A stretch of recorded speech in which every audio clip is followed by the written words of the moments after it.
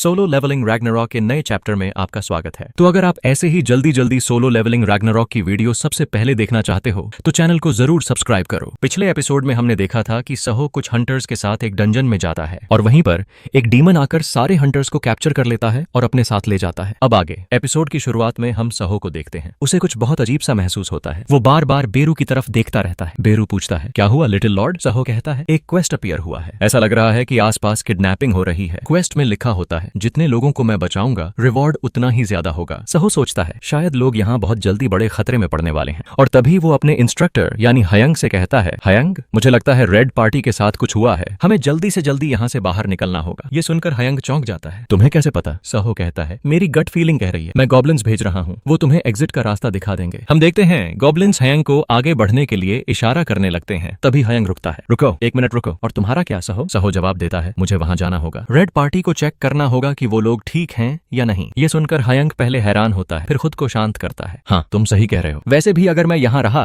तो तुम्हारे रास्ते में ही आऊंगा। मैं हंटर एसोसिएशन को मदद के लिए बुलाता हूँ। सहो कहता है, थैंक यू सो मच। हयंग के जाने के बाद हम देखते हैं सहो ग्रे को बुलाता है। शैडो के अंदर से ग्रे निकलता है, ग्रोएल करता है और फिर अचानक उसका रूप बदल जाता है। दोनों मर्ज हो चुके होते हैं। उसके हाथ में वही गॉन्टलेट होता है जो वल्कन के हॉर्न से बना हुआ है। सहो कहता है, हमें जितना जल्दी हो सके उतना जल्दी वहां पहुंचना होगा। ये कहते ही वो पूरी स्पीड से दौड़ पड़ता है। सीन शिफ्ट होता है। हम रास्ते देखते हैं, चारों तरफ खून बिखरा हुआ है। हालात बेहद खराब हैं। और तभी हम रेड टीम के लीडर को देखते हैं। उसकी हालत बहुत खराब है। नाक, मुंह, हर जगह से खून बह रहा है। उसे खींचते हुए वही डीमन बोलता है, रूट सिक्योर्ड। दूसरा भाई कहता है, वाह तुम यहाँ बहुत जल्दी आ गए मेरे भाई। हमने जितना एक्सपेक्ट किया था उससे भी ज्यादा जल्दी। तो तुम्हें पता है गेट्स जल्दी ही ओपन होने वाले हैं और डीमन भी जल्दी ही समन होंगे। वो जवाब देता है, मैं फास्ट हूँ, मैं जीतता हूँ। दूसरा भाई हंसता है, ठीक है तुम्हारी जीत की खुशी में चलो काम और तेज करते हैं। वैसे भी ये बहुत अच्छा हुआ कि अब हमारे पास फायर रूट की कोई कमी नहीं है। अब हम इस स्टारडस्ट की बैच को पूरी तरह तैयार कर पाएंगे। इसमें अब कोई गड़बड़ नहीं आएगी। वो भी ये सुनते ही मेन ब्रदर की आंखों में ग्लो दिखाई देता है, बिल्कुल वैसा ही जैसा हमने पहले ब्रोकी की आंखों में देखा था। वो कहता है, दी पॉइजन जो डीमन सीक्रेट आर्ट के थ्रू पास डाउन होता है, ब्लड रेस पॉइजन, ये इतना ताकतवर है कि दूसरों की मैजिकल पावर को बहुत ज्यादा बढ़ा देता है। और उसके हाथ में हम वही स्टारडस्ट की बॉल देखते हैं। वो उसे देखते हुए कहता है, यही है stardust, original blood race poison. लेकिन इसका एक बहुत खतरनाक साइड इफेक्ट भी है। ये यूजर की लाइफ फोर्स को भी चूस लेता है और इसी वजह से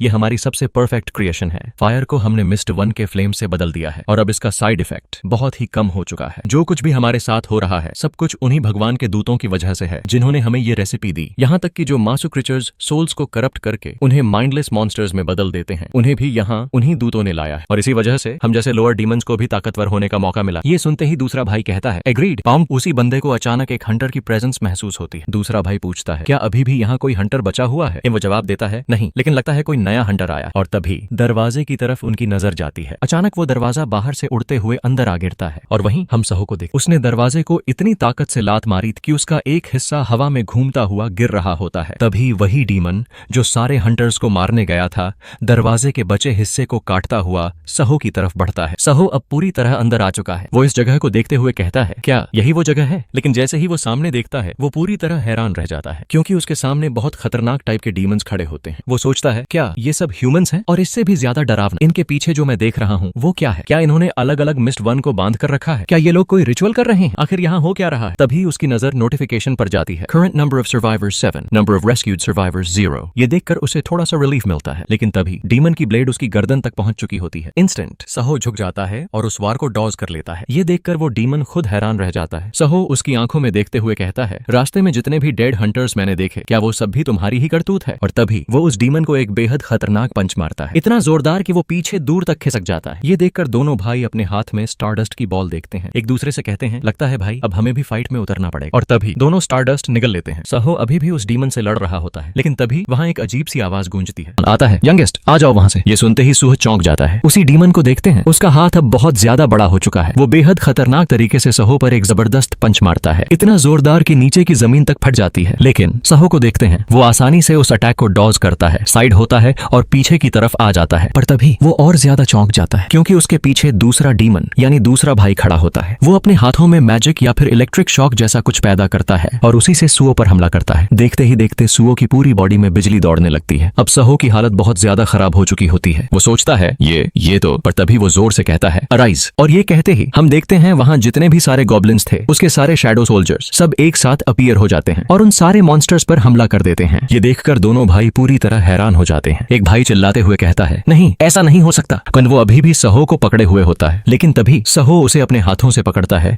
और जोर से दूर फेंक देता है। अब ये देखकर दोनों भाई आपस में बातें करने लगते हैं। भाई ये क्या? दूसरा भाई कहता है, हाँ देख के तो ऐसा ही लग रहा है जैसे हम अपने सामने शैडो मोनार्क को देख रहे हों।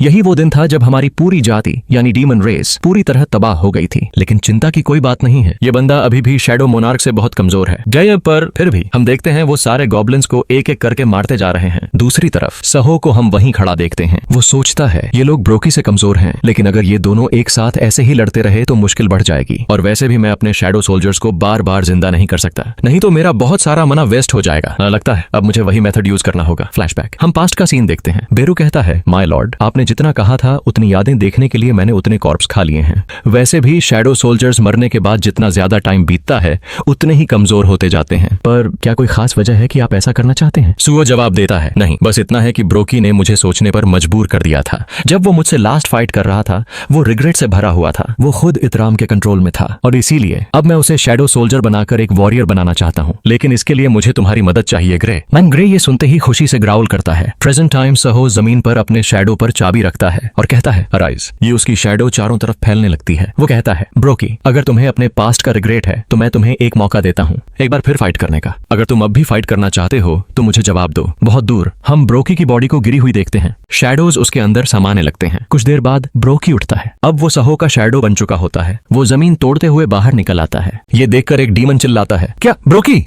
क्या इसका मतलब इसी बंदे ने उसे मारा था? वेरल सहो कहता है, और अब ग्रे और ब्रोकी दोनों मेरे साथ फाइट करेंगे। अब हमारे नंबर उनके नंबर के बराबर हो चुके हैं। और दूसरी तरफ बेरू ये सब देखकर जलने लगता है। वो सोचता है, माय लॉर्ड मैं भी यहाँ हूँ। और मैं सहो गुस्से में कहता है, ठीक है अब देखते हैं ये सब कहाँ तक जाता है। और तभी कुछ अजीब होता है। एक रेड डंजन या पोर्टल ओपन होता है। उसके अंदर से कोई बाहर आने लगता है और तभी हम एक एल्फ लड़की को देखते हैं। वो इन सबको लड़ते हुए देखकर सोचती है, तो यही है। में हम उसी लड़की को देखते हैं। वो सामने देखते हुए कहती है, आखिर मेरे सामने ये क्या चल रहा है? क्या किसी ने मुझे यहाँ समन किया है? मैं यहाँ कैसे आई हूँ? या फिर ये कोई ऐसी जगह है जहाँ मैं आफ्टर लाइफ के बाद आई हूँ? तभी उसकी नजर एक शैडो सोल्जर पर पड़ती है। वो हैरान होकर कहती है, एक शैडो सोल्जर? वो यहाँ क्या कर रहा है? उसी समय हम ब्रोकी के शैडो को लड़ते हुए देखते हैं। साथ ही सुओ भी एक डिमन से भिड़ा हुआ है। दोनों के बीच घमासान फाइट शुरू हो जाती है। सुओ अपना पंच रेडी करता है और डिमन को खतरनाक तरीके से मारता है। उसकी हालत खराब हो जाती है। तभी सुओ एक जोरदार लात मारता है और उस डिमन के मुंह से खून निकल आता है। सुओ उसे खत्म करने के लिए आगे बढ़ता है और सोचता है, चलो ये खत्म हुआ। लेकिन तभी उसके पीछे से दूसरा डिमन हमला करता है। सुओ किसी तरह उसका अटैक डॉज कर लेता है। वहीं हम यंगेस्ट डिमन को देखते हैं और साथ ही सबसे बड़े भाई को भी। सुओ गुस्से में सोचता है, फिर से इंटरफेयर कर रहा है ये। इन सारे डिमन्स की कॉम्बिनेशन अटैक काफी अच्छी है। अगर ये ऐसे ही चलता रहा तो मेरे लिए मुश्किल हो जाएगा। तभी एक डिमन कहता है, बी केयरफुल यंगेस्ट। वो छोटा भाई जवाब देता है, थैंक्स भाई। सुओ मन ही मन सोचता है, अगर ये फाइट और लंबी चली तो शायद मैं जीत ना पाऊं। मेरा माना खत्म हो जाएगा क्योंकि मैंने ग्रे को पोजेस करके रखा है। और अब जबकि ब्रोकी मेरे साथ है फिर भी वो उतना ताकतवर नहीं रहा क्योंकि वो अब एक शैडो सोल्जर बन चुका है। कि हम ब्रोकी को एक डिमन से लड़ते हुए देखते हैं। सुओ सोचता है, मुझे पता है ब्रोकी एक साथ सबसे नहीं लड़ सकता, लेकिन एक डिमन से तो लड़ ही सकता है। काश कोई रास्ता होता जिससे मैं इन दोनों को अलग कर पाता। तभी वो लड़की सामने आती है और कहती है, मेरे सवालों का जवाब दो, कौन हो तुम और सुंग जिनबू कहाँ है? ये सुनकर सुओ चौंक जाता है। वो सोचता है, एक फीमेल नाइट, ये यहाँ कहाँ से आई और ये मेरे डैड को क्यों ढूंढ रही है? दूसरी तरफ बेरू उसे घूरते हुए देख रहा होता है। बेरू कहता है, तुम यहाँ क्यों आई हो? ये आवाज सुनकर वो लड़की चौंकती है। ये आवाज तो, और जब वो देखती है कि ये बेरू है तो वो उसे छूते हुए कहती है, अरे ये तुम हो बेरू, तुम्हारी बॉडी कहाँ है? So nice to see you Beru. वैसे सुंग जिनबू सर कहाँ है और ये ह्यूमन कौन है जिसके साथ तुम हो? बेरू जवाब देता है, ये बहुत लंबी स्टोरी है, पहले मुझे छोड़ो। जी उधर डिमन्स उन्हें देखते हुए कहते हैं, सैक्रिफाइस। डिमन को समन कर लिया गया है। दूसरा भाई कहता है, हाँ लेकिन किसी वजह से ये डिमन हमारी एनिमी को बहुत अच्छी तरह से जानती है। अगर इसने उनका साइड ले लिया तो प्रॉब्लम हो सकी है। दूसरी तरफ अब एसिल बेरू को देखकर बहुत ज्यादा खुश हो रही होती है। बेरू भी कहता है, हाँ सारी बातें बाद में होंगी, सबसे पहले जाओ और जाकर उनसे फाइट करो। वो उन सब डिमन्स की तरफ इशारा करता है। ये सुनते ही एसिल बहुत डर जाती है। उधर बिग डीमन उसे मारने के लिए आगे बढ़ता है और कहता है, भाई सबसे पहले हमें इसका ब्लड चाहिए, तभी हम स्टार पाउडर बना पाएंगे। सो यह सब देखकर सोचता है, मुझे ऐसा लग रहा है जैसे मैंने इसे पहले कहीं देखा है। वेन वो एसिल से पूछता है, तुम बहुत ज्यादा इंजर्ड लग रही हो, क्या तुम अकेले उनसे फाइट कर सकती हो? बेरू जवाब देता है, हाँ आपको लग सकता है कि अभी वो वीक है, लेकिन उसके सामने ये लो रैंकिंग डीमंस कुछ भी नहीं है। इस डिमन का नाम एसिल है और ये कोई और नहीं बल्कि रेडियर क्लैन की एल्डेस्ट डॉटर है। वही नोबल क्लैन है जिसे माई लीज ने छोड़ दिया था। जो अगर ह्यूमन स्टैंडर्ड से बोलूं तो इसे तुम एस रैंक हंटर के इक्विवेलेंट मान सकते हो। और ये सुनकर सुओ बहुत हैरान हो जाता है। वो सोचता है, क्या एक एस रैंक? इसका मतलब मैं अपनी आंखों से एक एस रैंक फाइट देखने वाला हूँ। लेकिन तभी एसिल आगे बढ़कर फाइट करने जाती है और उससे पहले ही एक डीमन उसे जोर से हिट करता है। वो दूर जाकर जमीन पर गिर जाती है। ये देखकर बेरू और सुओ दोनों चुपचाप उसे देखते रह जाते हैं। उन्हें कुछ भी समझ में नहीं आता, एक एस रैंक हंटर जितनी ताकत इतनी आसानी से कैसे गिर सकती है। कुछ ही देर बाद एसिल उनके सामने आकर फिर से गिर जाती है। बेरू कहता है, तुम इतनी वीक कैसे हो गई? जब मैं तुम्हें देख रहा हूँ तो लग रहा है कि तुम्हारे अंदर का सारा माना ड्रेन हो चुका है। आखिर तुम्हारे साथ हुआ क्या है? एसिल जवाब देती है, ओह ये बात है, तो तेरे करीब आधे साल पहले डीमन रेल्म के अंदर जितने भी डीमंस थे उन्होंने रेबल कर दिया था। हमें लगातार उनसे फाइट करनी पड़ी और हमारे लिए इम्पॉसिबल हो गया था कि हम एक साथ इतने सारे डीमन से लड़ पाएं। सिर्फ मैं ही अपनी ताकत की वजह से किसी तरह बचकर निकल पाई, लेकिन भागते वक्त मेरा ब्लड एक्सट्रैक्ट कर लिया गया और उसी की वजह से मैंने अपनी पावर खो दी। एसिल बेरू से कहती है, बेरू प्लीज क्या तुम मुझे हील कर सकते हो? बेरू जवाब देता है, क्या? बिल्कुल नहीं, ये मेरी माना का वेस्ट होगा। एसिल कहती है, यू आर सो मीन बेरू। ये वो डीमंस भी यह सब सुन चुके होते हैं और उनमें से एक डीमन कहता है, क्या तुमने सुना भाई? दूसरा डीमन कहता है, हाँ मैंने पहले उसे रिकॉग्नाइज नहीं किया था क्योंकि वो बहुत ज्यादा वीक लग रही थी, लेकिन अब जब ध्यान से देख रहा हूँ तो समझ में आ रहा है कि वो रेडियर क्लैन की हेड की बेटी है। हाँ भाई, यही हमारी अपॉर्चुनिटी है ताकतवर बनने की। उसके अंदर जो थोड़ा सा नोबल ब्लड है, अगर हम वो पी लें तो हम और भी ज्यादा पावरफुल बन सकते हैं। सबको कमजोर देखकर सुओ उन्हें देखता है और फाइट के लिए रेडी हो जाता है। वो सोचता है, अब शायद मुझे ही इनमें से एक को मारना होगा क्योंकि अब मेरे पास कोई और रास्ता नहीं है। तभी वो कहता है, ओह अगर तुम्हें ऐसा ही चाहिए तो मेरे पास एक ब्रिलियंट प्लान है। और तभी वो अपनी कुछ पावर्स का यूज करता है। वो कहता है, लगता है अब मुझे वही एबिलिटी यूज करनी होगी, वही माना, वही पावर जो मैंने मुश्किल से रिकवर की थी। तभी वो एसिल की तरफ हाथ बढ़ाता है और उसके ऊपर एक नया स्किल यूज करता है, क्रूअल कमांड। इस स्किल के एक्टिवेट होते ही हम देखते हैं एसिल अचानक बहुत गुस्से में आ जाती है। उसकी आंखें पूरी तरह से लाल हो चुकी होती हैं। नोटिस में दिखाया जाता है एसिल की पावर 50% तक इंक्रीज हो गई है, लेकिन इसका साइड इफेक्ट ये है कि उसका दिमाग पूरी तरह से अनस्टेबल हो जाएगा। सिंपल वर्ड्स में कहें तो उसके अंदर पागलपन छा जाएगा। तभी बेरू उसे फाइट के लिए भेजता है और कहता है, गो यू यूजलेस डीमन। और उसके कहते ही हम देखते हैं एसिल जोर से चीखते हुए उन डीमंस की तरफ भागती है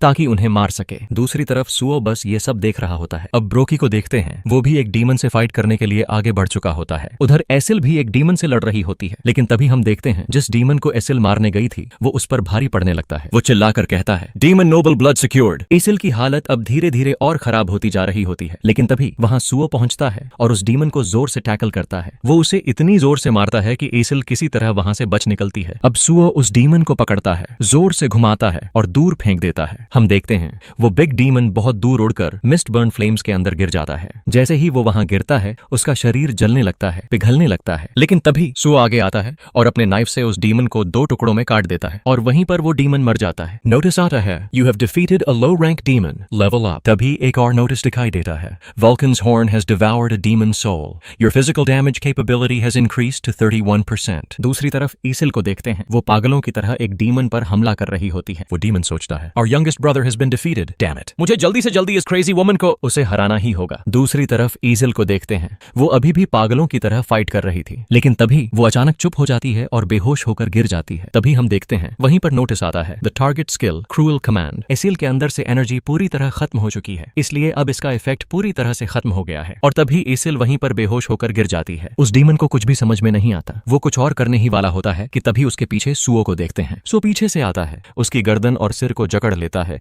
और एक झटके में मोड़ देता है, जिसकी वजह से वो बिग डीमन वहीं पर मर जाता है। नोटिस आता है, you have defeated a low ranking demon, Vulcan's horn has devoured another demon soul. अब ये सब कुछ मेन डीमन यानी सबसे बड़ा डीमन सब देख रहा होता है। वो सोचता है, लगता है अब मैं आउटनंबर्ड हो चुका हूँ, अब मेरे पास कोई और रास्ता नहीं है। वो अपने भाइयों की तरफ देखता है और सोचता है, तुम सब यूजलेस फूल्स हो, अब सिर्फ एक ही रास्ता बचा है। और तभी हम देखते हैं वो भागने लगता है। वो भागकर एसिल के पास पहुंचने ही वाला होता है, उसे पकड़ने ही वाला होता है। वो सोचता है, मुझे बस इतना करना होगा, इस नोबल डीमन का ब्लड पीना होगा ताकि मैं और भी ज्यादा स्ट्रांग बन सकूं। बाद इससे वो अपना हाथ आगे बढ़ाता है, लेकिन उससे पहले ही सुओ वहां पहुंच जाता है। सो इतनी खतरनाक किक मारता है कि डीमन का हाथ और उसके नीचे की जमीन दोनों पूरी तरह से धंस जाते हैं। उस डीमन की हालत अब बहुत ज्यादा खराब हो चुकी होती है। सो कहता है, अब मेरे लिए भी कुछ बचा कर रखो। और तभी वो ब्रोकी को बुलाता है। ब्रोकी आता है और उस डीमन के साथ फाइट करने लगता है। दूसरी तरफ एसिल धीरे धीरे अपनी आंखें खोलने लगती है। वहीं पर बेरू उसे देखते हुए कहता है, क्या तुम जिंदा हो? एसिल कहती है, यू आर सो मीन बेरू। अच्छा, उससे पहले मुझे बताओ, यहाँ पर एक शैडो सोल्जर है जो सर संग जिनवू की तरह शैडोज का यूज कर सकता है, वो कौन है? मुझे बताओ। बेरू कहता है, जैसा कि मैंने सोचा था, तुमने अब तक उसे रिकॉग्नाइज नहीं किया है क्योंकि तुम्हारे अंदर लॉयल्टी की कमी है। लेकिन अच्छे से याद करो, क्या अब तक तुम्हें समझ में नहीं आया कि ऐसा पोटेंशियल किसके अंदर हो सकता है? ये सुनते ही एसिल बहुत ज्यादा हैरान हो जाती है। उसे धीरे धीरे याद आने लगता है। वो कहती है, क्या इसका मतलब वो? तभी हम देखते हैं एक के बाद एक एक नोटिस आने लगते हैं। सुआ ने उस डीमन को भी हरा दिया था। सुआ और ग्रे एक दूसरे से सेपरेट हो जाते हैं। ग्रे धीरे धीरे चेंज होने लगता है। तभी वहां नोटिस आता है, you have reached level 20, you can now access the shop. सुआ कहता है, ओह लगता है अब मैं सिस्टम के अंदर शॉप का यूज कर सकता हूँ। दूसरी तरफ ईसिल बस यादों में खो जाती है और सोचने लगती है। और यहीं पर एपिसोड 18 खत्म होता है। अगला चैप्टर अगले हफ्ते आएगा। अगर आपको ऐसे ही सबसे पहले और सबसे इंटरेस्टिंग तरीके से